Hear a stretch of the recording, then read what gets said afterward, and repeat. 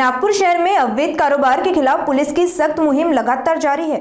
नागपुर शहर पुलिस आयुक्त डॉक्टर रविंद्र कुमार सिंघल के आदेशानुसार चलाए जा रहे ऑपरेशन थंडर के तहत तहसील थाना पुलिस ने अम्लीय पदार्थ और प्रतिबंधित तंबाकू बेचने वालों के खिलाफ बड़ी और कड़ी कार्रवाई की है। सूत्रों से मिली गुप्त जानकारी के आधार पर तहसील थाना पुलिस को सूचना प्राप्त हुई थी कि पांचपावली रेलवे फाटक क्षेत्र घर क्रमांक 600 में भारी मात्रा में अवैध सुगंधित तंबाकू की खेप छुपाकर रखी गई है। सूचना की गंभीरता को देखते हुए पुलिस टीम ने तुरंत कार्रवाई करते हुए बताए गए ठिकाने पर छापा मारा।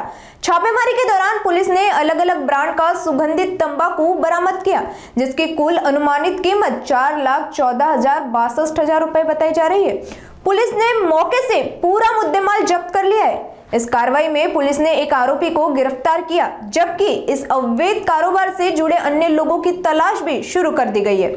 फिलहाल आरोपी से पूछताछ जारी है और पुलिस ये पता लगाने में जुटी है कि यह तंबाकू कहां से लाया गया था और इसे किन किन इलाकों में सप्लाई किया जाना था। ऑपरेशन थंडर के तहत की गई यह कार्रवाई साफ संकेत देती है कि नागपुर पुलिस अवैध नशे और तंबाकू कारोबार के खिलाफ जीरो टॉलरेंस नीति पर काम कर रही है। पुलिस प्रशासन का कहना है कि आगे भी इस तरह की सख्त कार्रवाई जारी रहेगी ताकि शहर को नशा मुक्त और सुरक्षित बनाया जा सके।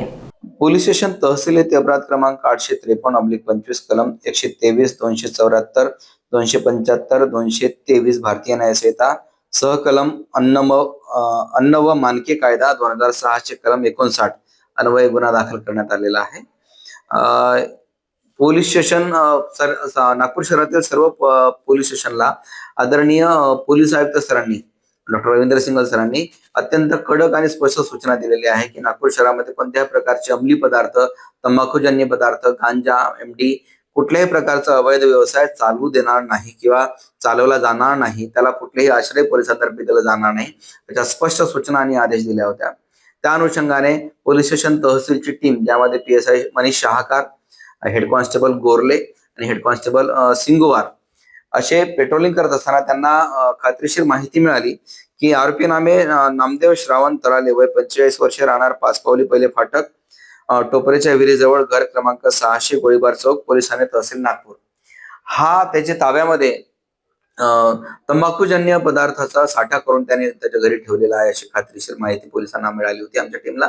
त्या अनुषंगाने त्याच्या घरावर छापा घातला असता त्यामध्ये आरपी रिमझिम जाफरीन जर्दा तंबाखू, आरपी रिमझिम जाफरीन जर्दा तंबाखू, विमल पान मसाला, त्यानंतर कमला पसंद पान मसाला, PK चिविंग टोबॅको, मिराज तंबाखू पाउच, रजनीगंधा पान मसाला, कुबेर प्रीमियम टोबॅको, शिकार पान मसाला असे वेगवेगळ्या फ्लेवरचे तंबाखूजन्य पदार्थ आम्हाला मिळून आले।